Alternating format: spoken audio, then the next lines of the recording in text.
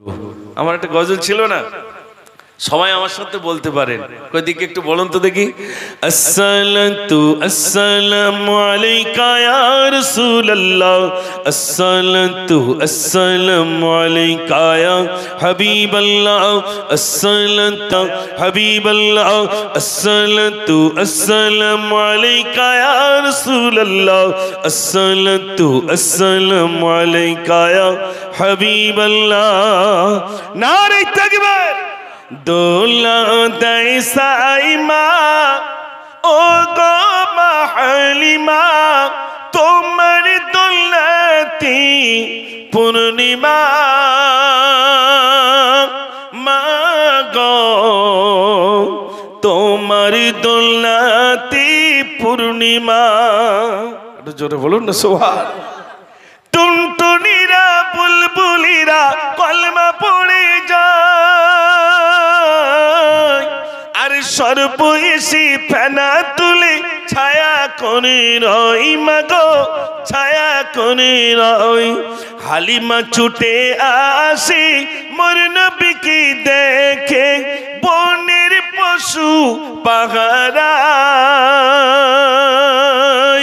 মাগো, বনের পশু পাহারায় দোলা দেয় সাইমা ও গো মা হালিমা, তোমার দোলাতে পূর্ণিমা মা গো, তোমার দোলাতে পূর্ণিমা। নারে তাকবীর। রাসূল করিম সাল্লাল্লাহু আলাইহি সাল্লামকে নিয়ে গেলেন, দোলনায় দোলা দিচ্ছেন এমন সময়। বাবা আচ্ছা ঠিক আছে, বলা হবে ইনশাআল্লাহ, আর তো টাইম আছে তো।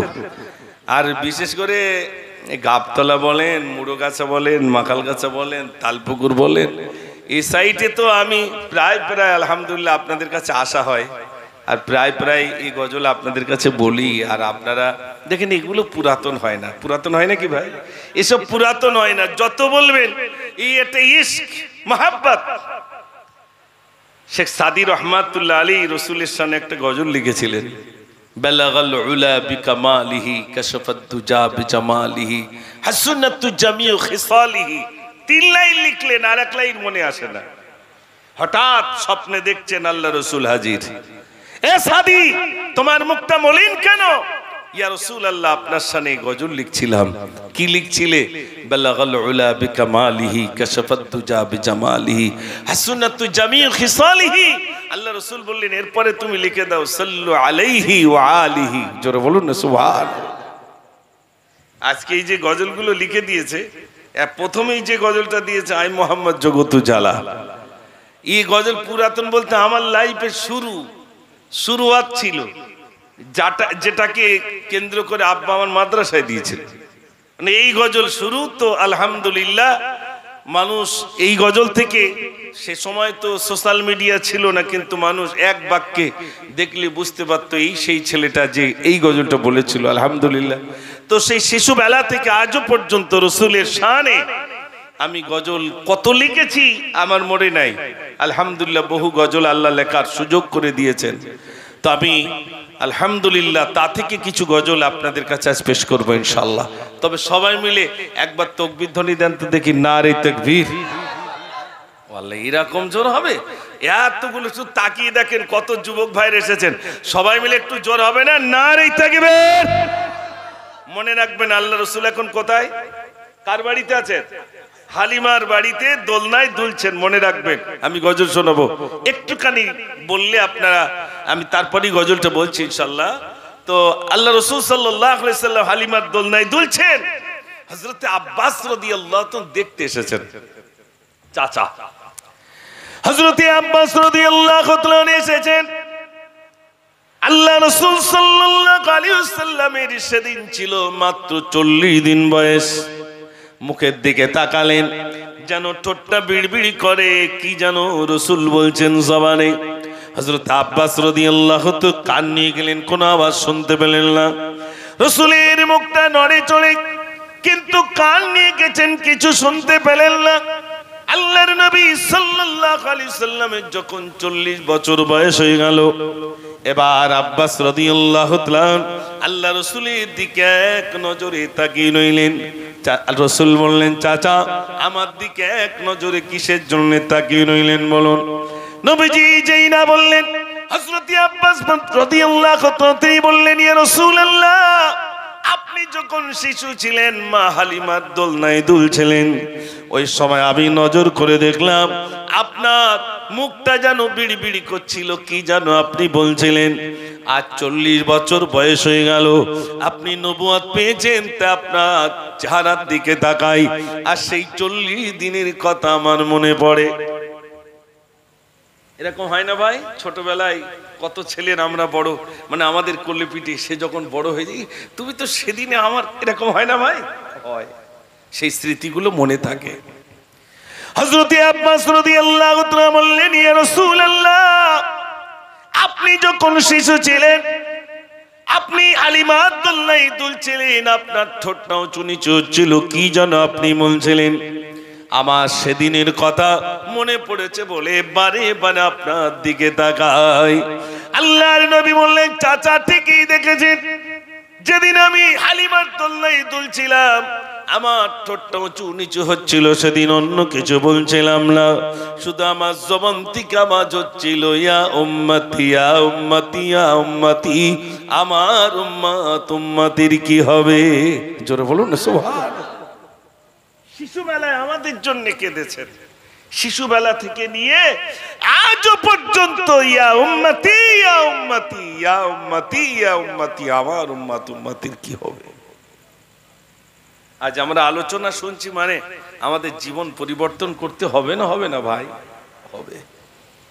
আমি গজল শোনাবো ইনশাআল্লাহ, অনেক ভাইরা এসেছেন, শুনবেন, অবশ্যই শোনাবো। আমি এমনি লিখে নি গজলগুলো, একটা একটা সময় লিখেছিলাম। এই মুহাম্মদ জগৎ উজালা, কমলিওয়ালা তোমারি নাম, দুনিয়াতে তোমার নামেরি ডঙ্কা, মদিনা ওয়ালা তোমারি নাম। এই মুহাম্মদ জগৎ উজালা, কমলিওয়ালা তোমারি নাম, দুনিয়াতে তোমার নামেরি ডঙ্কা, মদিনা ওয়ালা তোমারি নাম। জোরে বলুন না সুবহানাল্লাহ। রাসূল এসেছেন, আলহামদুলিল্লাহ, অন্ধকার আলোকিত হয়েছে। শোনেন, হালিমাতুস সাদিয়া রাদিয়াল্লাহু তাআলার বাড়িতে রাসূলের এই সিনা চাক হয়েছে 4 বার। কবার হয়েছে ভাই? 4 বার। সিনা চাক মানে এই এখন ওপেন সার্জারি বলে না, পুরো এখান থেকে ফেড়ে আবার কি করে দেন, আবার সেলাই করে দেন। তো বিশ্বনবী সাল্লাল্লাহু আলাইহি সাল্লাম যখন হালিমার বাড়িতে থাকাকালীন একবার সিনা চাক হয়, তখন রাসূল করিম সাল্লাল্লাহু আলাইহি সাল্লামের বয়স ছিল 2 বছর। তো এভাবে রাসূল করিম সাল্লাল্লাহু আলাইহি সাল্লামের সিনাটাকে, সিনা চাকের অর্থ হলো এই বাম স্তনের নিচে একটি কলব, অর্থাৎ যেটা মুর্দা হয়ে যায়, যেটা আল্লাহ বলতে চায় না, যে কোরআন শুনতে চায় না, এক কথায় যে সর্বদাই নোংরা কাজ করে, তার ওখানে একটা পর্দা পড়ে গেছে, কালো হয়ে গেছে, যা আর দিনের কথা শুনতে চায় না, ওই কলব যেটাকে বলা হয়। বুঝতে পেরেছেন ভাই? আল্লাহ রাব্বুল আলামিন আমার আপনার নবীর এই সিনাটাকে, অর্থাৎ ফারিস্তা দ্বারা তিনি সিনাকে চাক করার জন্য ফারিস্তা পাঠালেন এবং ওইটাকে বার করে ধৌত করলেন, জমজমের পানি দ্বারা ধৌত করে আবার পুনরায় লাগিয়ে দিয়েছেন। এরকম ভাবে আমার রাসূলের একবার নয়, 2 বার নয়, 4 বার আল্লাহ রাব্বুল আলামিন সিনা চাক করেছেন। বিশ্বনবী সাল্লাল্লাহু আলাইহি সাল্লাম ধরা এসেছে, হালিমার বাড়িতে রয়েছে। হালিমাতুস সাদিয়া রাদিয়াল্লাহু তাআলা আনহা নিজের বাড়িতে রেখে নেন। হালিমা বর্ণনা করেন আমার বকরিগুলোর দুধ হতো না, রাসূল যখন এসেছেন আমার বকরির দুধ বেড়ে গেল, আমার বকরির স্তন ভরপুর হয়ে গেল। আল্লাহ রাব্বুল আলামিন আমার বাড়িতে যেন রহমত এনে দিয়েছেন, করুণা এনে দিয়েছেন। আমার বাড়িতে আর কোনো কষ্ট নয়, কোনো কষ্ট নয়। বিশ্বনবী সাল্লাল্লাহু আলাইহি সাল্লাম এসেছেন। ভাইরা আবার প্রথম সিনা চাকের পরে হালিমাতুস সাদিয়া রাদিয়াল্লাহু তাআলা আনহা তিনি চিন্তিত, না জানি কিছু হয়ে যায় কিনা। এজন্য বিশ্বনবী সাল্লাল্লাহু আলাইহি সাল্লাম কাবার নিয়ে গেলেন, আমিনার কাছে নিয়ে গেলেন। ওগো আমিনা, আমার কাছে ছিল শিশু বাচ্চা, আমি আর একটুখানি রাখতে চাই, একটুখানি অনুমতি দাও, আমি আরো 2 বছর রেখে দেব। হালিমাতুস সাদিয়া রাদিয়াল্লাহু তাআলা আমার আমিনার কাছ থেকে তিনি কি করলেন ভাইরা, আমার আমিনার কাছে বলে কয়ে আবার শিশু মুহাম্মদ সাল্লাল্লাহু আলাইহি সাল্লামকে নিজের বাসায় রাখলেন। ও সোনার ভাইরা আমার, হালিমাতুস সাদিয়া রাদিয়াল্লাহু তাআলা তিনি বলেন, আমি যখন বিশ্বনবী সাল্লাল্লাহু আলাইহি সাল্লামকে নিয়ে আসছিলাম, রাস্তার ধারে যে গণকটা আমাকে বলেছিল এই বাচ্চাটি একদিন বড় হয়ে যাবে, তখন আপনি বলে দেবেন রাস্তার ধারে একটা গণকের সঙ্গে দেখা হয়েছিল, ওই গণকটা ইসলামের কলমা পড়ে মুসলমান হয়ে গেছে, এই কথাটা আপনি বলে দেবেন। হালিমা বলেন, এই কথাটা আমার অন্তরে আমি আমানত রেখে দিলাম। 1 বছর নয়, 2 বছর নয়, বিশ্বনবী সাল্লাল্লাহু আলাইহি সাল্লামের যখন 40 বছর বয়স হয়ে গেল, হালিমা বৃদ্ধা হয়ে গেছেন। আস্তে আস্তে আমার নবীর কাছে গিয়ে হাজির। বিশ্বনবী সাল্লাল্লাহু আলাইহি সাল্লাম মাকে দেখে দাঁড়িয়ে গেলেন। একটু জোরে বলুন না সুবহানাল্লাহ। মাকে দেখে দাঁড়িয়ে গেছে। ভাইরা আমার একটি চাদর বিছিয়ে দিলেন, মা আপনি এখানে বসুন। চাদর বিছিয়ে দিলেন আর নিচে দাঁড়িয়ে গেলেন। মা তো কষ্ট করে কেন এলেন? আমাকে বললেই তো আমি আপনার কাছে পৌঁছে যেতাম, আপনি কেন তো কষ্ট করে এলেন? হালিমাতুস সাদিয়া বললেন, ইয়া রাসূলুল্লাহ, আমার কলিজায় একটা আমানত রয়েছে, আমানতটা বলার জন্য এলাম। নবীজি বললেন, মা বলুন কি আমানত রয়েছে? হালিমাতুস সাদিয়া রাদিয়াল্লাহু তাআলা বললেন, ইয়া রাসূলুল্লাহ, যখন আপনি শিশু ছিলেন আপনাকে আমি কোলে করে আনছিলাম, রাস্তার ধারে একটা গণকের সঙ্গে দেখা হয়েছিল। নবীজি বললেন, মা আর বলতে হবে না, আর বলতে হবে না, আমি যখন শিশু ছিলাম আপনার কোলে ছিলাম, গণক যে কথাগুলো আপনার সঙ্গে বলেছিল আমি বিশ্বনবী আপনার কোলে বসে সকল কথাগুলো শুনতে পেয়েছিলাম। একটু জোরে বলুন না সুবহানাল্লাহ। 3-4 দিন বয়স, রাসূল বলছেন তখন যে গণক কলমা পড়েছিল ও কথাটা আমি শুনতে পেয়েছিলাম। একটু জোরে বলুন না সুবহানাল্লাহ। আজ দিকে দিকে এই নবী দিবসকে কেন্দ্র করে বিভিন্ন রকম জৌলুস বার হচ্ছে, যেটা আহলে সুন্নাতুল জামাতের কখনোই এটা সমর্থন করে না। বিভিন্ন কিছু বেদাতি, বিভিন্ন কিছু তারা নিজেদের ভিতরে এগুলো করছে, এগুলো সব বাড়াবাড়ি ভাই, শরীয়তের কোনো দলিল নাই। আজ আমরা যে এখানে বসে আছি, আল্লাহ রাসূল সাল্লাল্লাহু আলাইহি সাল্লাম সিরাত বর্ণনা করছে, এগুলো শুনলে অন্তর তৃপ্তি পায়, শান্তি পায়।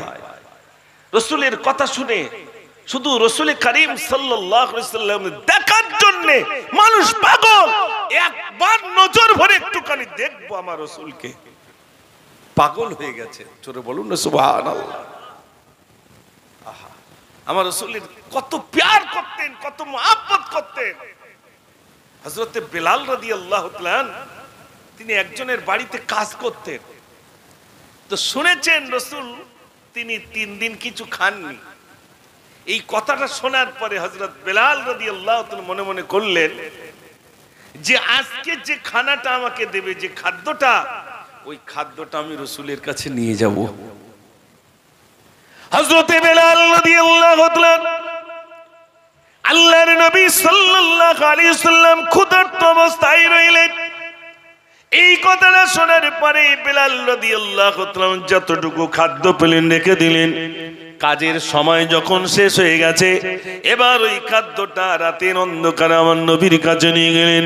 আসসালাতু ওয়াসসালামু আলাইকা রাসূলুল্লাহ, আপনি একটুখানি উঠুন। আল্লাহর নবী বললেন, এত রাত্রে কে? আমি বেলাল। কি কারণে এসেছো বেলাল? বেলাল বললেন, ইয়া রাসূলুল্লাহ, আমি শুনেছি শুধু আপনি অনাহারে রয়েছেন, আপনি অনাহারে রয়েছেন, আমি সহ্য করতে পারি নাই। আমি যে বাড়িতে কাজ করি, কাজ করার পরে যতটুকু খাদ্য দেয় অতটুকু আমি রেখে দিয়েছিলাম, কাজের শেষে আপনার কাছে আনলাম। ইয়া রাসূলুল্লাহ, আপনি ক্ষুধার্ত অবস্থায় থাকবেন, আমি বেলাল সহ্য করতে পারবো না। আল্লাহর নবী বললেন, বেলাল রে, ও বেলাল, যতটুকু খাদ্য দিয়েছি ওইটুকু খাদ্য খেলে তোমারও তো পেট ভরবে না, তুমি আবার আমার জন্য কেন আনলে? বেলাল বললেন, ইয়া রাসূলুল্লাহ, আমার জীবনটা আপনার জন্য উৎসর্গ হয়ে যাক, আপনি ভুকা থাকবেন, আমি বেলাল সহ্য করতে পারবো না। একটু জোরে বলুন না সুবহানাল্লাহ। কত প্যার করতেন, কত মহব্বত করতেন, কত ভালোবাসতেন। ও সোনার ভাইরা, রাসূল করিম সাল্লাল্লাহু আলাইহি সাল্লাম ধরা এসেছেন। এই ধরায় আসার পরে যে জায়গায় মনে রাখতে হবে, রাসূল করিম সাল্লাল্লাহু আলাইহি সাল্লাম আস্তে আস্তে বড় হয়েছেন, তিনি নবুয়ত পেয়েছেন, তার উপরে কোরআনুল মাজিদ আল্লাহ রাব্বুল আলামিন নাজিল করলেন। একসঙ্গে কোরআন নাজিল হয়নি, আস্তে আস্তে কখনো কিছু সূরা, কখনো কিছু আয়াতে কারিমা আল্লাহ রাব্বুল আলামিন নাজিল করলেন। যখন যখন প্রয়োজন তখন সে আয়াতে কারিমা আল্লাহ রাব্বুল আলামিন নাজিল করেছেন আমার রাসূলের উপরে। অনেক আলোচনা, আমি শুধু সংক্ষেপে আপনাদের কাছে বোঝাবো। রাসূল করিম সাল্লাল্লাহু আলাইহি সাল্লাম ধরা এসেছেন, কুকর্মগুলো দূর হয়ে গেছে। মাত্র 23 বছরের ভিতরে সমস্ত নোংরা দূর হয়ে গেছে। একটু জোরে বলুন না সুবহানাল্লাহ। আজ এই নবী দিবস থেকে আমরা অঙ্গীকারবদ্ধ হই। নবী দিবস বলতে রাসূল এসেছেন, যে রাসূল করিম সাল্লাল্লাহু আলাইহি সাল্লাম কে আল্লাহ রাব্বুল আলামিন এই ধরায় পাঠিয়েছিলেন, সেই তারিখ হিসাবে, সেই মাস হিসাবে এই মাসটা আমাদের কাছে বড় সম্মানিত মাস, ঠিক কি না ভাই? আমরা এখান থেকে, আমরা আজ থেকে প্রতিজ্ঞা করি, শরাব বলতে, মদ বলতে যে পদার্থ বর্তমান বাজারে রয়েছে, এই জিনিসটা আমরা মুখে দেব না ইনশাআল্লাহ। রাজি আছেন তো ইনশাআল্লাহ? একটু জোরে বলুন না ইনশাআল্লাহ। ইনশাআল্লাহ। এর নাম হলো নবী দিবস। এটাই আমাদের জীবন থেকে প্রতিজ্ঞা নিতে হবে, এই জিনিসটা আর আমরা নেব না। রাসূল করিম সাল্লাল্লাহু আলাইহি সাল্লাম শুধু মানুষের কাছে এইটুকু বলেছেন, তোমরা বলো লা ইলাহা ইল্লাল্লাহ। এইটুকু কথা বলায় বেঈমানেরা আমার রাসূলের মুখে থু করে থুতু দিয়ে দিয়েছে। রাসূল দুটো হাত উঁচু করে বললেন আলহামদুলিল্লাহ। আচ্ছা, কাল এখন যদি আমি যে দুটো চারটে ভালো কথা বলছি, কেউ যদি আমার মুখে এসে থু করে থুতু দেয়, আমি আলহামদুলিল্লাহ বলবো না লাঠির খোঁজ করবো? ভাই স্বাভাবিক কি কেরম মনে হয়? কেউ যদি কারোর মুখে থু করে থুতু দেয়, সে আলহামদুলিল্লাহ বলবে? লাঠির খোঁজ করে, এই খোকা তুই মুখে থুতু দিলি কেন? কিন্তু রাসূল করিম সাল্লাল্লাহু আলাইহি সাল্লামের মুখে যেই বেঈমানেরা থু করে থুতু দিয়েছে, রাসূল বললেন আলহামদুলিল্লাহ। তারা চিন্তা করলো কেমন মানুষ, যার মুখে থুতু দিলাম তিনি বললেন আলহামদুলিল্লাহ, বুঝেছি একজন নবী আসবেন, ইনি মনে হয় সেই নবী। কদম ধরে ইসলামের কলমা পড়ে মুসলমান হয়ে গেলেন। জোরে বলুন না সুবহানাল্লাহ। এই তো বেশি দিন হয়নি, কয়েক মাস পূর্বে আল্লাহ নিয়ে গিয়েছিলেন ওমরায়। দেখে এলাম একটা বুড়ি রাস্তায় কাঁটা বিছিয়ে দিত। এই রাস্তায় আবার নবী গেলে পায়ে যেন ফুটে যায়, পায়ে যেন ফুটে যায়। কিছু কিছু মানুষ আছে দোকানের সামনে গাড়ি রাখলে গাড়ির হাওয়া খুলে দেয়, না আছে না ভাই? কিচ্ছু বলবে না। দোকানের সামনে গাড়ি রেখেছ কেন? আপনি মনে করুন সেই দোকানটা শাটার দিয়ে বন্ধ করা, ভাবছেন এই পাশে একটু গাড়িটা রেখে দেই, ওর কোনো কিচ্ছু না, ও এসে দিব্য হাওয়া খুলে দিয়ে ওর মতো পান খাচ্ছে। আপনি ফিরে এসে দেখছেন সর্বনাশ, গাড়ির 4টে চাকায় কি 2টো চাকায় হাওয়া নেই। অপরাধটা কি? ওই দোকানের সামনে গাড়ি রেখেছে। এরকম আছে না ভাই? আছে। পুকুরে একটু গোসল করে, অপরাধ তার পুকুরে গোসল করছে বলে সেখানে পালা দিয়ে রেখে যান না নামতে পারে। এটা মানুষের আদত। তো এক বুড়ি সে রাস্তায় কাঁটা বিছিয়ে রাখতো, আমার রাসূল যেন নামাজ পড়তে যে পায়ে যেন কাঁটা ফোটে, এই কাজ সে করে যেত। সেই মসজিদটা আজও আছে, আর সেই বুড়ির ঘরটা আজও পর্যন্ত নিদর্শন রয়েছে। সেই বুড়ি একদিন অসুস্থ হয়ে যায়, আল্লাহ রাসূল সাল্লাল্লাহু আলাইহি সাল্লাম বুড়িটাকে দেখতে এসেছেন। একটু জোরে বলুন না সুবহানাল্লাহ। বিশ্ব নবী সাল্লাল্লাহু আলাইহি সাল্লাম বুড়িটাকে দেখতে এলেন। প্রতিদিন যখন আমি মসজিদে যাই তখন দেখি রাস্তায় কাঁটা বিছানো, আজ আমি কাঁটা বিছানো দেখলাম না। আমাদের এখানকার বাবলা গাছের কাঁটা ছোট ছোট, আর ওখানকার পাহাড়িয়া বাবলা গাছের কাঁটা আঙুলের মতো লম্বা লম্বা, এত বিষাক্ত কাঁটা রাস্তায় বিছিয়ে দেওয়া হতো। বিশ্বনবী সাল্লাল্লাহু আলাইহি ওয়াসাল্লাম মহিলাকে দেখতে এলেন, মা আপনি কি অসুস্থ হয়েছেন? কেন বাবা তুমি আজ আমাকে দেখতে এলে? বলছে জন্য এলাম, প্রতিদিন দেখতাম কাঁটা বিছানো, আজ আমি কাঁটা বিছানো দেখে নাই। আমি মনে করলাম আমার ওই মা মনে অসুস্থ হয়ে রয়েছে, তা আমি দেখতে এলাম। মহিলা চিন্তা করলেন, আহারে যা রাস্তায় কাঁটা বিছিয়ে দিতাম সেই মানুষটা আমাকে দেখতে এলো। বুড়িটার আর আল্লাহ কি হেদায়েত দিলেন, বুড়িটা সঙ্গে সঙ্গে ইসলামের কলমা পড়ে মুসলমান হয়ে গেলে। আমার তো গজল বলতে দিয়েছে মা, এটা গজল বলতে দিয়েছে ওই মা জননী মনে হয়, হ্যাঁ হবে, এই গজলটা বলতে দিয়েছে।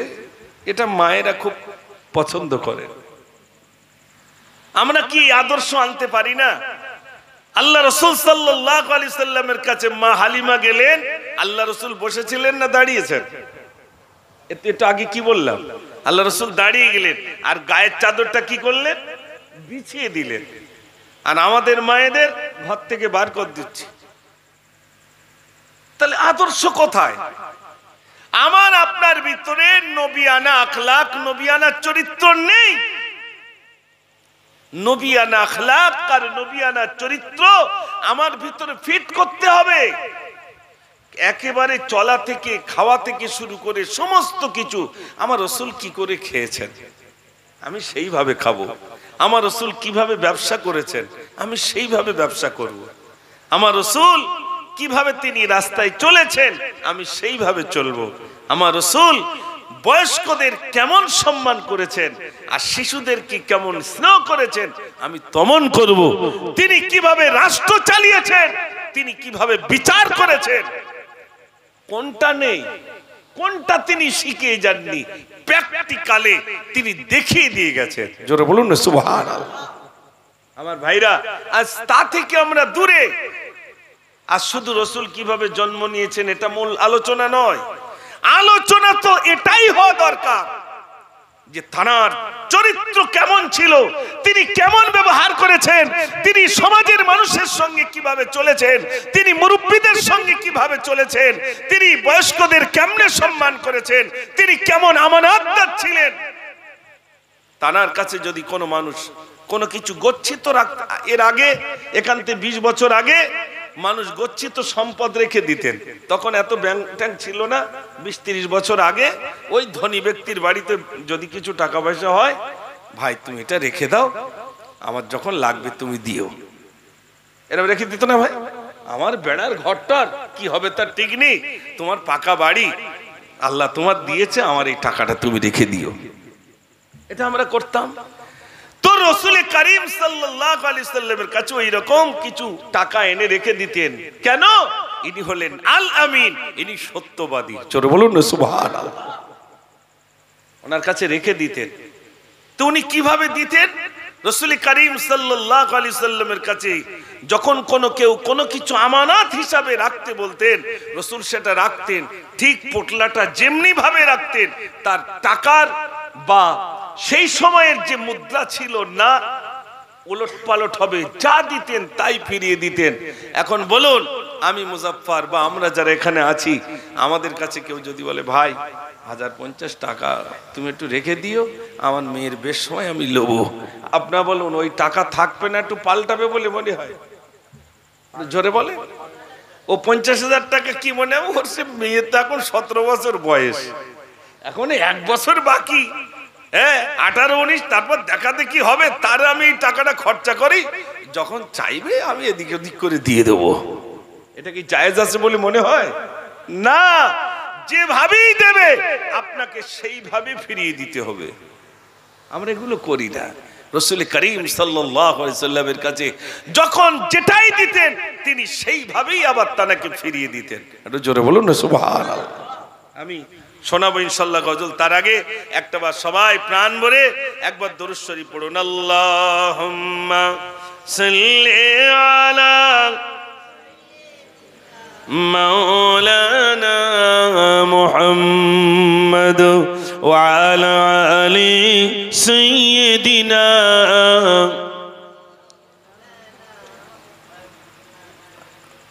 মায়েরা লিখে দিয়েছেন মনে হয়। মা জননী মা জননী মা জননী গো, মা জননী মা জননী মা জননী গো, মা জননী মা জননী মা জননী গো, মা জননী মা জননী মা জননী গো। নিরালতি একা একা আমি কেঁদে যাই, মামা বলে কাঁদি আমি বালিশ ভিজে যাই। ও মা তুমি একটুখানি ডাকবে বলো, ডাকবে বলো, ডাকবে বলো, মা জননী মা জননী মা জননী গো, মা জননী মা জননী মা জননী গো, মা জননী মা জননী মা জননী গো, মা জননী মা জননী মা জননী গো। নিরালতি একা একা আমি কেঁদে যাই, মামা বলে কাঁদি আমি বালিশ ভিজে যাই।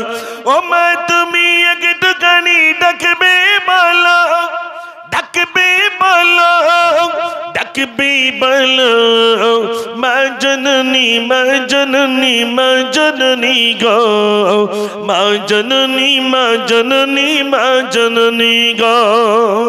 নারে তাকবীর। কই আওয়াজ কই? সবাই মিলে এ তো রবিউল আউয়ালের একটু শুরু তো হয়েছে, এখন তো গলা কারুর বসেনি, তো একটু আওয়াজ একটু জোর হবে না? সবাই মিলে নারে তাকবীর।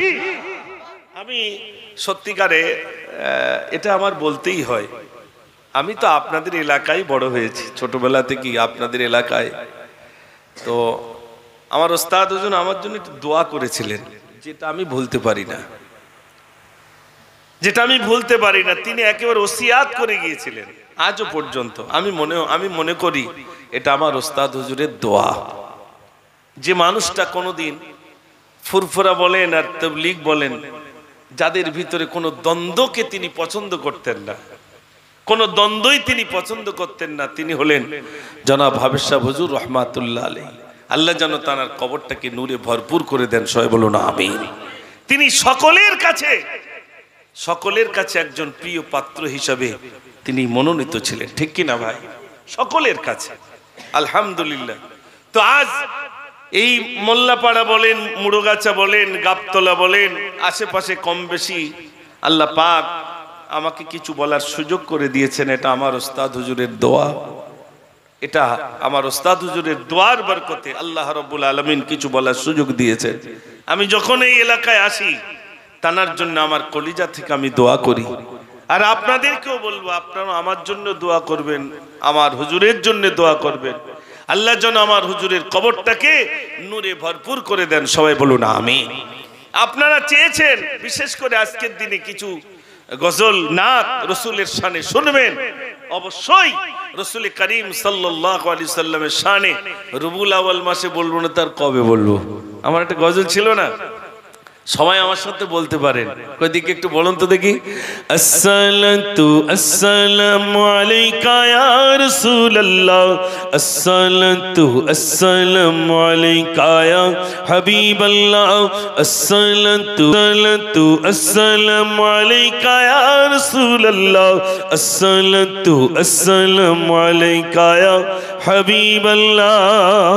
নারে তাকবীর। তাহলে আজ থেকে আমি কয়েকটা কথা আপনাদের কাছে বলি, সেটা হলো আমাদের জীবনটা পরিবর্তন করবো ইনশাআল্লাহ। সবাই বলুন ইনশাআল্লাহ। সব আমল একসঙ্গে করতে পারবো না। রসুল খেয়েছেন কি করে আর শুয়েছেন কি করে, এই দুটো বলে যাই, অন্তত দুটো পালন করি নাকি। আল্লাহ রসুল সাল্লাল্লাহু আলাইহি সাল্লাম যখন খেয়েছেন তখন একটা দস্তরখানা বিছিয়েছেন এবং দোয়া বলেছেন না। খাদ্যর মাঝখানে তিনি দেননি, বরং তিনি নিজের এক কোল থেকে খেয়েছেন। না গরম খেয়েছেন না ঠান্ডা খেয়েছেন। বেশি গরম খেলে হজম হয় না, বেশি গরম খেলে হজম হয় না, তাই না গরম খেয়েছেন না ঠান্ডা খেয়েছেন। উষ্ণ গরম ভাত, উষ্ণ গরম জিনিস তিনি খেয়েছেন। আর যখন খেয়েছেন একা খাননি, বরং সঙ্গী সাথীদেরকে অর্থাৎ মেহমান নিয়েই খেয়েছেন। জোরে বলুন না সুবহানাল্লাহ। একা খাননি, কখনোই একা খাননি, মেহমান নিয়ে খেয়েছেন। আলহামদুলিল্লাহ, আমরা বাড়িতে চেষ্টা করব। এখন আমাদের বাড়িতে মেহমান না থাকলেও আমাদের বুড়ো বাপটার বুড়ো মাটা তো অন্তত মেহমান হিসেবে মেনে নিতে পারি না ভাই। হ্যাঁ, আপনার নিজের তরকারি থেকে নিজের থেকে অন্তত বাপ মাকে কিছু দেবেন। প্যার করুন আর মোহাব্বত করুন, ভালোবাসুন। রাসূল করিম সাল্লাল্লাহু আলাইহি সাল্লাম মেহমান বিনা খাননি। আর মেহমান যখন আপনার বাড়িতে বেশি আসবে তখন আল্লাহর তরফ থেকে বরকত বেশি আসবে। জোরে বলুন না সুবহানাল্লাহ। মেহমান আসবে না, বরকত আসবে না। এই জন্য বেশি বেশি মেহমান নিয়ে খাবেন। তাহলে আমি বললাম খাওয়ার সময় অন্তত দস্তরখানাটা বিছিয়ে 3 তরিকার যে কোনো এক তরিকায় বসবো। 3 তরিকা বলতে 3 নিয়মের যে কোনো এক নিয়মে বসবো। রাসূল করিম, এই যেন আমরা উভয়ে বসি না ভাই, উভয়ে বসি, ওই একটা নিয়ম। আর একটা নিয়ম, একটা পা উঁচু করে আর একটা পায়ের উপরে বসা, এই একটা নিয়ম। আর তৃতীয় নিয়মটা হলো আপনি নামাজি অবস্থায় বসে খেতে পারেন। এই 3 তরিকার যে কোনো একটা তরিকায় আপনি বসে খাবেন। খেলে কি হবে, পেটটাই যখন এখানে এসে চাপ দেবে, রাসূল বলেছেন তোমাদের পেটটাকে তোমরা 3 ভাগে ভাগ করবে। ক ভাগ ভাই? 3 ভাগ। 1 ভাগ পানি, 1 ভাগ খালি, আর 1 ভাগ ভর্তি। ক ভাগ হলো? 3 ভাগ। তাহলে 3 ভাগ যদি হয় তাহলে গ্যাস বেশি হবে বলে মনে হয়? এটা জোরে বলে না। আমরা যখন খাই তখন কি 3 ভাগ থাকে বলে মনে হয়? পেটটা 3 ভাগে ভাগ করি। কাল যদি কলমাখানি হয়, কাল যদি কলমাখানি হয় তা শুধু বলবে ঝোল বাদ দিয়ে একটু হাত দেখে দাও, তাও হাত ধরে তুলতে হয়, হাত ধরে তুলতে হয়। এত পরিমাণ খাবে। আবার 2-1 বলে ঝাঁকরান মেরিলে, তখন এরকম করে বস্তা যেরকম একটু এরকম নাড়িয়ে এলায়, সে আবার ঝাঁকরান মেরিলে।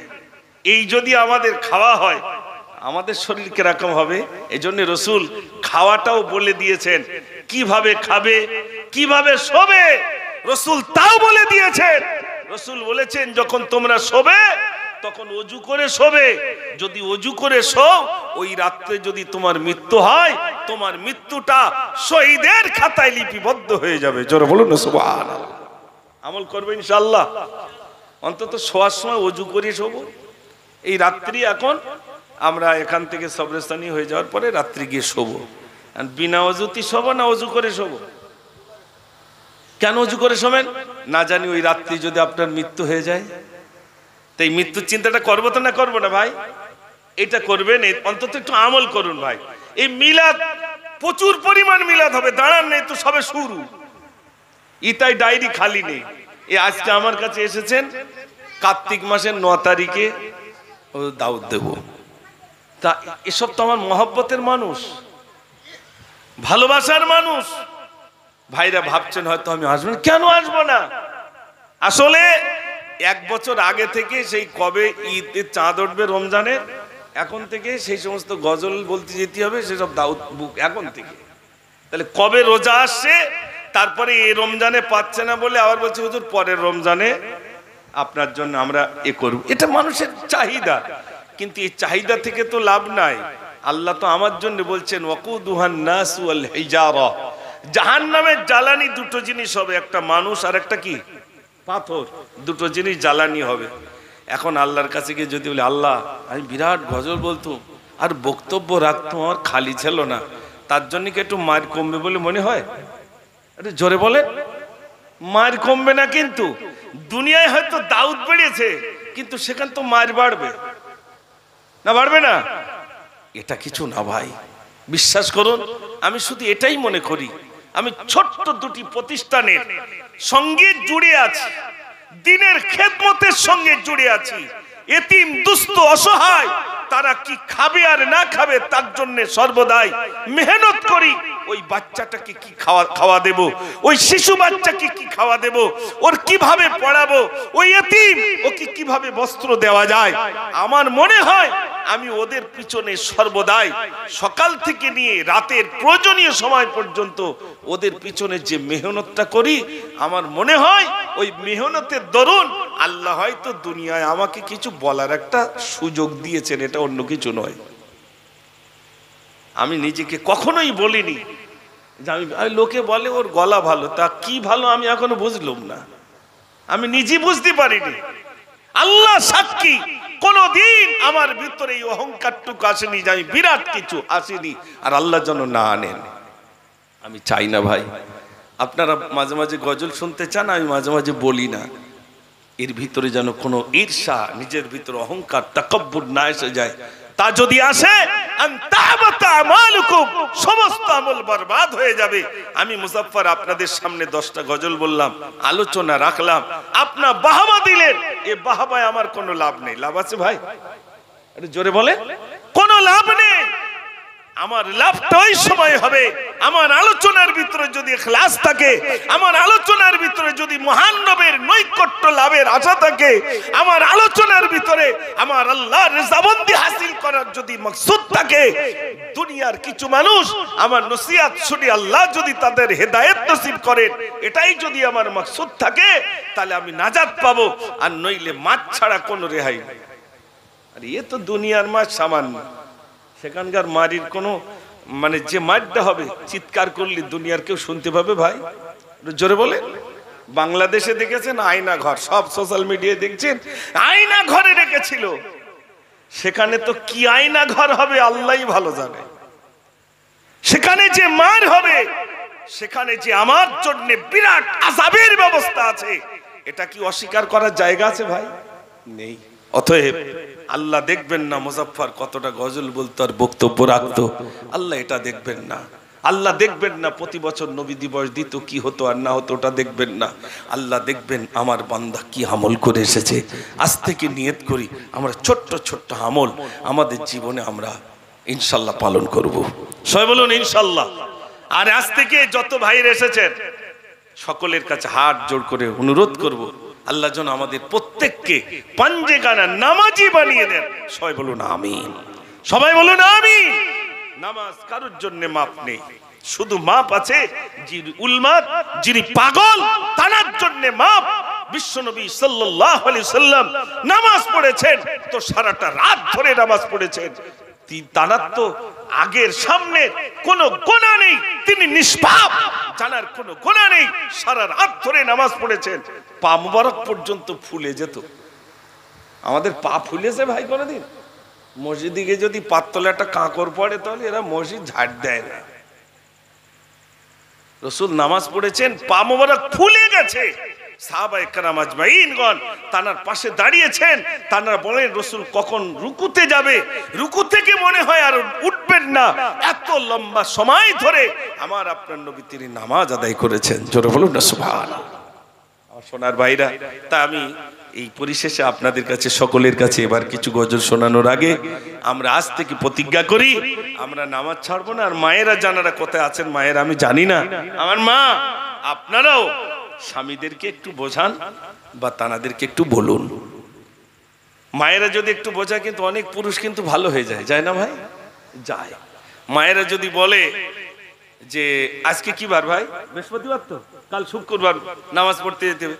মা যদি বলে, আমার মায়েরা জানা আছেন, জামা কাপড় পরিষ্কার করে যদি বলে স্বামী আপনার আজকে মসজিদে যেতেই হবে, মোহাব্বত করে যদি বলে না আপনার যেতেই হবে, স্বামী যাবে না ভাই? একটু জোরে বলেন। যাবে। বাপের বাড়ি নিয়ে যেতে কি করে হয় এটা যদি জানে, তা মসজিদ কি করে পাঠাতে হয় জানে না? বাজারে যদি একটু বেশি রাত করে এখান থেকে ফোন করে, এখনো তুমি বাজারে, তাই রাশির দপটে যদি স্বামীর বাড়ি নিয়ে আসতে পারে, সেই স্বামীকে মসজিদ পাঠাতে পারবে না ভাই? পারবে। আমার মায়েরা, আপনাদের কাছে অনুরোধ, আপনার বাড়িতে যদি শান্তি পান, আজ এই নবী দিবসে শপথ গ্রহণ করুন, আমার স্বামীকেও নামাজি বানাবো আর আমি নিজেও নামাজি হব ইনশাআল্লাহ। সবাই বলুন ইনশাআল্লাহ। আল্লাহ যেন কবুল করেন, সবাই বলুন আমিন। হয়তো এখন মনে করছেন হুজুর দাড়ি রাখবো, তারপরে না, ওসব আল্লাহ, ওসব এক্ষুনি আপনি দাড়ি রাখবেন কবে, তারপরে কত কিছু হয়তো আপনি পান করছেন, সেগুলো ছাড়বেন কবে, ওসব ওরম ভাবে হবে না। নামাজ পড়েন, আস্তে আস্তে আস্তে আস্তে সব বাদ যাবে। আর যদি মনে করেন সব বাদ দে তারপর যাবো, এও বাদ যাবে না, ও হবে না। বুঝতে পারেননি ভাই? এই জন্য আস্তে আস্তে ওগুলো ইনশাল্লাহ সরে যাবে। আস্তে আস্তে, একটা দাগ হঠাৎ করে সরে না, যায় ভাই, একটা দাগ হঠাৎ করে যায় না, আস্তে আস্তে মাসতে মাসতে মাসতে মাসতে ইনশাল্লাহ সরে যাবে।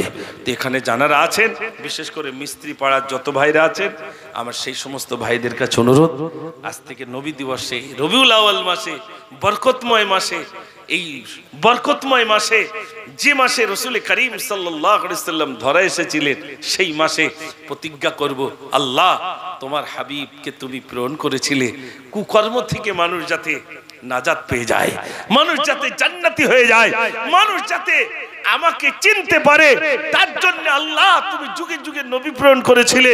বিশ্ব নবী সাল্লাল্লাহু আলাইহি সাল্লামে ধরা এসেছেন, আল্লাহ জাহেলি যুগের অন্ধকারকে আল্লাহ তুমি দূর করেছিলে, সেই নবীর উম্মত হওয়ার সৌভাগ্য আল্লাহ তুমি আমার নসিবে জুটিয়ে দিয়েছো।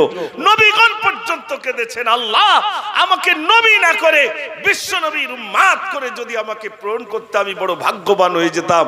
সেই নবীর উম্মত হওয়ার সুযোগ তুমি আমাকে করে দিয়েছো।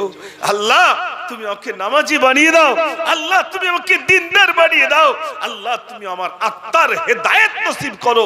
বারে বারে আল্লাহর কাছে দোয়া করেন, আল্লাহর কাছে ক্রন্দন করেন, আল্লাহ নিশ্চয়ই আপনাকে নিশ্চয়ই হেদায়েতের রাস্তা নিশ্চয়ই তিনি দেখাবেন। আল্লাহ যেন কবুল করেন, সবাই বলুন আমিন। আমি পরিশেষে দুটি গজল বলে ইনশাআল্লাহ দোয়া হবে। একটু দরুদ শরীফ পড়ুন। আল্লাহুম্মা,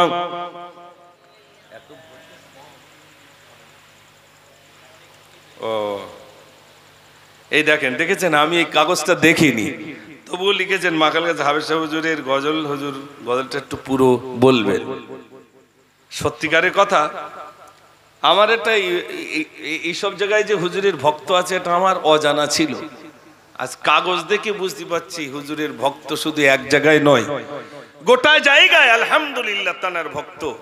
আমি যে সময়, আমার আজও মনে আছে, 2008 সালে যখন আমি হজপাকে যাই, তো হজপাকে যাওয়ার পূর্বে আমি হুজুরের সঙ্গে দেখা করতে এসেছিলাম। তারপরে আপনার আমার বড় ভাই যখন ইন্তেকাল করেন, তখন আমি হুজুরকে নিয়ে গিয়েছিলাম। তো হুজুর সেদিনে আমার জন্য খুব দোয়া করেছিলেন আলহামদুলিল্লাহ। আজ আমি হয়তো হুজুরের শানে যতটুকু লিখেছিলাম ততটুকু বললে আপনারা খুশি হবেন না, তো লিখেছেন যখন, এটা যে আমি পকেটে করে নিয়ে যাব। আর আপনারা দোয়া করেন হুজুরের শানে ওই গজলটা, এমন একটা গজল আল্লাহ যেন আমার জবান থেকে লিখিয়ে নেন, আমার হাত কলম থেকে যেন লিখিয়ে নেন, আর জবান থেকে যেন বলিয়ে নেন, যে গজলটা আপনাদের কাছে যেন স্মরণীয় হয়ে থাকে, এমন গজল আল্লাহ যেন লেখার সুযোগ করে দেন। সবাই বলুন আমিন, একটু জোরে বলুন আমিন। আমি যাওয়ার আগে রাসূল করিম সাল্লাল্লাহু আলাইহি সাল্লামের শানে একাধিক গজল লেখার ভিতর দিয়ে গজলটা একটু শুনুন। দয়ারি সাগর নবী আমার প্রতি ঘরে ঘরে, মধুর কলমা পড়ে নিও থাকবা নিরাপদে, প্রতিদিন দৌড় পড়ি যেতে মদিনা, প্রতিদিন দৌড় পড়ি যেতে মদিনা, নজরানা ইয়া রাসূল দরুদ নজরানা, নজরানা ইয়া রাসূল দরুদ নজরানা, নজরানা ইয়া রাসূল দরুদ নজরানা। পশু পাখিদের গুঞ্জন মেলা মুখে মুখে তর সাল্লে আলা রব্বে করিমের শ্রেষ্ঠ মেহমান আলোকিত হয়েছে তমাম জাহান তোমাকে ছেড়ে থাকতে পারি না নজরানা ইয়া রাসূল দরুদ নজরানা নজরানা ইয়া রাসূল দরুদ নজরানা। নারে তাকবীর। সংক্ষেপ করলাম, দোয়া হবে। যা পিছনের দিকে আছেন একটু সামনের দিকে আসুন, ইনশাআল্লাহ দোয়া হবে। আলহামদুলিল্লাহ। আমার মিস্ত্রি পাড়ার কিছু ভাইরা, ক ঘর এখানে মিস্ত্রি ভাইরা? 7-8 ঘর। 7-8 ঘর ভাইরা মিলে এই সুন্দর ইন্তজাম করেছেন, আলহামদুলিল্লাহ। তো বিশেষ করে আমাদের হাফেজ সাহেব বলছিলেন যদি সম্ভব হয় যে আমরা ভাইরা মনে করুন 200-500 কি 1000-2000 দিয়ে অনুষ্ঠানটা করেছেন, আপনার যদি সম্ভব হয় 2-10 টাকা দিয়ে যে এই অনুষ্ঠানে ইনশাল্লাহ আমরা শামিল হতে চাই, যদি সম্ভব হয় আপনারা আবার দোয়ার আগে আমার হাতে দিয়ে ইনশাল্লাহ দেবেন, দোয়া হবে ইনশাল্লাহ।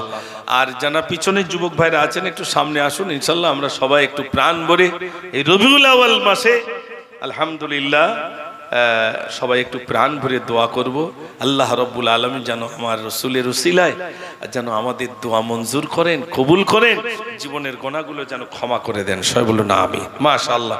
ছোট্ট বাচ্চা 20 টাকা যদি সম্ভব হয়, কারো কাছে জোর নয়, জুলুম নয়, কিছু নয়, যদি সম্ভব হয় নগদ এই জলসার জন্য কিছু টাকা ঘাটতি আছে, যদি সম্ভব হয়, হাফেজ সাহেব বলছিলেন কিছু টাকা ঘাটতি আছে, সম্ভব যদি হয় আপনারা দিতে পারেন। একটু দরুদ শরীফ পড়েন, আল্লাহুম্মা সাল্লি আলা, সবাই পড়েন, মাওলানা মুহাম্মদ ওয়া আলা আলি সাইয়্যিদিনা।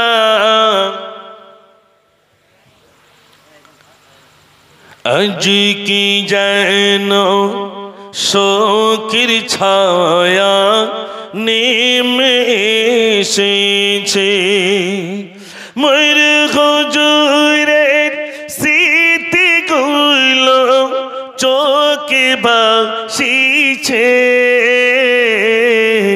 আজ কি যেন শোকের ছায়া নেমে এসেছে। দেন ভাই 10 টাকা 20 টাকা যে যা পারেন, কারোর কাছে জোর নয়, জুলুম নয়, দেন, তাড়াতাড়ি দেন। একটু দোয়া হবে, যে যা পারেন সম্ভব যদি হয় দেন। আল্লাহ যেন আপনাদের, এই তো মাশাআল্লাহ আমার ভাই দিয়েছেন 20 টাকা, এই তো অনেকদিন পরে সাক্ষাৎ হলো, আলহামদুলিল্লাহ।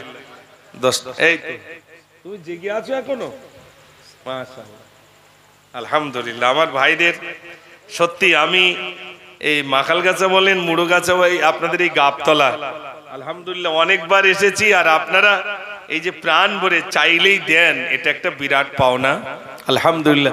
সবাই তাকবীর দেন দিন। আর একটা গজল শোনাবো, যদি তাকবীর জোর হয়, নারে তাকবীর, বলে এইরকম জোর হবে, একটু জোরে দেন, নারে তাকবীর। আলহামদুলিল্লাহ আলহামদুলিল্লাহ। বিশ্বদুলালি নবীর নন্দিনী খাতুনে জান্নাত ফাতিমা জননী পাপতাপনাশিনী উম্মত তৈরনী আনন্দিনী বিশ্বদুলালি। আচ্ছা আচ্ছা, মাশাআল্লাহ। দোয়া হবে, সবাই প্রাণ ভরে দুরূদ পড়ুন। আল্লাহুম্মা সাল্লি আলা সাইয়্যিদিনা মাওলানা মুহাম্মদ ওয়া আলা আলি সাইয়্যিদিনা মাওলানা মুহাম্মদ। সবাই আমার সঙ্গে বলুন বিসমিল্লাহির রহমানির রহিম আস্তাগফিরুল্লাহ রব্বি মিন কুল্লি জামবি ওয়া আতুবু ইলাইহি লা হাওলা ওয়ালা কুওয়াতা ইল্লা বিল্লাহিল আলিয়্যিল আযীম লা ইলাহা ইল্লাল্লাহু মুহাম্মাদুর রাসূলুল্লাহ সাল্লাল্লাহু আলাইহি ওয়াসাল্লাম। সবাই নিজের গুনার দিকে তাকিয়ে মহান রবের কাছে আমরা দুখানি হাত তুলে আল্লাহুম্মা আমিন। আলহামদুলিল্লাহ রাব্বিল আলামিন ওয়াল আকিবাতু লিল মুত্তাকিন ওয়াসসালাতু ওয়াসসালামু আলা সাইয়্যিদিল মুরসালিন ওয়া আলা আলিহি ওয়া আসহাবিহি আজমাইন। রব্বানা যালামনা আনফুসানা ওয়া ইল্লাম তাগফির লানা ওয়া তারহামনা লানাকুনান্না মিনাল খাসিরিন। রব্বুল আলামিন আল্লাহ মিস্ত্রি পাড়ার কিছু ভাইরা মিলে একত্রিত হয়ে জলসা দিয়েছেন বিশ্ব নবী দিবস পালনার্থে। রব্বুল আলামিন এতগুলো মানুষ উপস্থিত হয়েছে, আল্লাহ তুমি ওদের আগমনকে তুমি কবুল করো। আমি গুনাহগার, তোমার পেয়ারা হাবিবের শানে কিছু আলোচনা করলাম আল্লাহ। রব্বুল আলামিন বলার ভিতরে যদি কোনো ত্রুটি হয়ে থাকে আল্লাহ তুমি ক্ষমা করে দাও। রব্বুল আলামিন যদি কেউ সওয়াব দিয়ে থাকো সর্বাগ্যে তোমাকে ইনাম দাও। তাজদানি মদিনা দুলহে মদিনা মুহাম্মদ মুজতবা মুহাম্মদুর রাসূলুল্লাহ সাল্লাল্লাহু আলাইহি ওয়াসাল্লামের পাকের সবটুকু পৌঁছে দাও। হুজুরের আলা ওলাদ হযরত হাসান, হযরত হুসাইন, হযরত ফাতেমা রাদিয়াল্লাহু তাআলা হুজুরদের পাকের সবটুকু পৌঁছে দাও। আদম নবী থেকে নিয়ে পর্যন্ত যত নবীন, সিদ্দিকিন, শুহাদা, সালিহিন, আইম্মায়ে মুজতাহিদিন, মুতাকাদ্দিমিন, মুতাআখিরিন, বুজুর্গানে দিন সকলের সবটুকু পৌঁছে দাও। খাস করে ফুরফুরা সরজমিনে যত যশোর রয়েছেন সকলের সবটুকু পৌঁছে দাও। আল্লাহ বাসিয়াটের জমিন আল-মাহিন আল্লামা রুহুল আমিন শাহ রাহমাতুল্লাহ আলাইহি হুজুরের সবটুকু পৌঁছে দাও। আল্লাহ বিশেষ করে আল্লাহ এই জমিনে আমার উস্তাদ যশোর রয়েছেন আল্লাহ জনাব মরহুম হাফেজ শাহ হুজুর রাহমাতুল্লাহ আলাইহি হুজুরের সবটুকু পৌঁছে দাও। রব্বুল আলামিন আমাদের বাপ মা, দাদা দাদি, নানা নানি, চাচা চাচি, ইমাম মুরব্বি জাগত হয়ে গেছেন আল্লাহ সকলের সবটুকু পৌঁছে দাও। আল্লাহ সকলের কবরটাকে জান্নাতের বাগিচা বানিয়ে দাও। আল্লাহ তুমি দয়াবান, আল্লাহ আমাদের আত্মার হেদায়েত নসিব করো। আল্লাহ যতদিন তুমি বাঁচিয়ে রাখবে ইসলামের উপর ইস্তেকামাত রেখে দিও। আল্লাহ যতদিন তুই বাঁচিয়ে রাখবে আল্লাহ পাঁচখানা নামাজি তুই বানিয়ে দিও। আল্লাহ মৃত্যুর আগ পর্যন্ত আল্লাহ তোমাকে ডাকতে ডাকতে তোমার হুকুম পালন করতে করতে তবেই তুমি আমাদের মৃত্যু দিও। আল্লাহ যেদিনে মৃত্যু দেবে আল্লাহ, যেদিন ঘরের আযাব ক্ষমা হয়ে থাকে আল্লাহ সেদিন তুমি আমাদের মৃত্যু নসিব করে দিও। আল্লাহ রব্বুল আলামিন কলমা পড়তে পড়তে মৃত্যু নসিব করে দিও। আল্লাহ কিচ্ছু চাই না মাবুদ, কিচ্ছু চাই না, ঈমান আলোতে আমাদের মৃত্যু নসিব করে দিও। আল্লাহ রব্বুল আলামিন আল্লাহ মৃত্যুর আগ পর্যন্ত আল্লাহ রব্বুল আলামিন ইসলামের উপরে তুমি ইস্তেকামাত রেখে দিও। আল্লাহ রব্বুল আলামিন এই ছোট্ট অনুষ্ঠানটাকে আল্লাহ তুমি কবুল করো। মিস্ত্রি পাড়া সহ বিভিন্ন পাড়া থেকে বিভিন্ন গ্রাম থেকে আমরা যত ভাইরা উপস্থিত হয়েছে আল্লাহ আমাদের প্রত্যেককে তুমি কবুল করো। কাল কিয়ামতের দিনে জলসা তুমি নাজাতের জরিয়া বানিয়ে দিও। রব্বানা তাকাব্বাল দুআনা বিবরাকাতিন নবী সাল্লাল্লাহু আলাইহি ওয়াসাল্লাম। সুবহান রাব্বিকা রাব্বিল ইজ্জাতি আম্মা ইয়াসিফুন ওয়া সালামুন আলাল মুরসালিন والحمد لله رب العالمين بحق لا إله إلا الله محمد رسول الله صلى الله عليه وسلم. السلام عليكم.